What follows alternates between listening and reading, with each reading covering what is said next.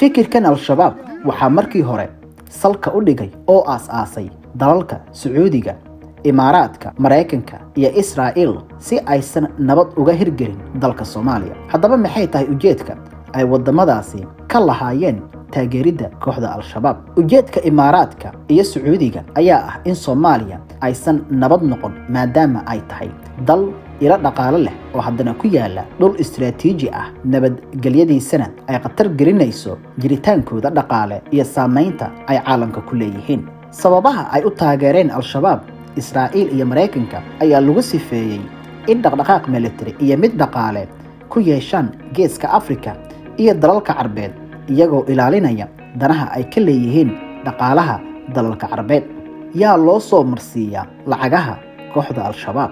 Ganacsatada kala ah Yaasir al-Rumayyan oo ah la taliyaha boqorka Sacuudiga ee Maxamed bin Salmaan, Khalid al-Qudayr oo ah ganacsade caan ka ah ahna madaxa howlgallada qarsoon ee Imaaraadka Carabta, waxa ay u geeyaan xubnaha sare ee ka tirsan CIA-da iyo Mossad. CIA-da iyo Mossad ayaa lacagaha, hubka iyo kiimikada soo geliya dalka Soomaaliya iyaga oo adeegsanaya magaca UN-ka. Waxa ay u marsiiyaan siyaasiyiin iyo madax Soomaaliyeed oo ay ka dhigteen adeegayaal u qadmeeya. Mas'uuliyiintan ayaa lacagaha iyo hubka u geeya kooxda al-shabaab, waxa ayna si toos ah uga soo qaadaan sirdoona adeegsada magaca UN-ka, qaarkoodna xarun ku leh xarunta Xalane.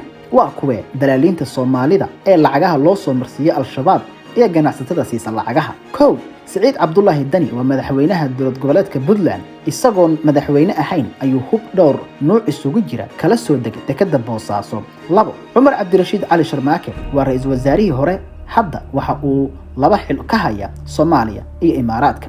Lacago oo Imaaraadka ka soo qaaday ayuu ku wareejiyay Cabdiqaadir Muumin oo ah hogaamiyaha kooxda Daacishta Soomaaliya ee ku sugan Puntland, horeyna u ahaa xubin ka tirsan kooxda al-shabaab.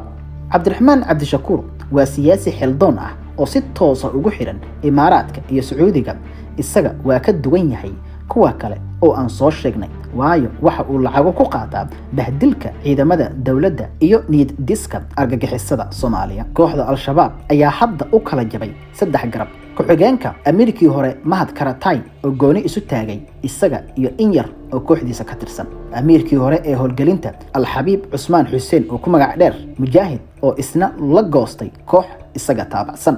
Ameerika hadda talada haya Abu Cubayda iyo kooxdiisa taabacsan. Ameerada sare ayaa ku kala duwan maareynta dhaqaalaha iyo canshuuraha ay ka qaadaan howlgallada ay fuliyaan, taas oo sababtay inuu ururka sii wiiqmo maadaama ay meesha ka baxday awaamirta iyo mowqifkii adkaa ee ka dhaxeeyay. Ciidamada dowladda federaalka Soomaaliya ayaa xoojiyay howlgallada ay ku qaadayaan goobaha ay al-shabaab ku sugan yihiin. Taasi ayaa sababtay in wadamada taageera al-shabaab ay dib uga gurtaan Soomaaliya.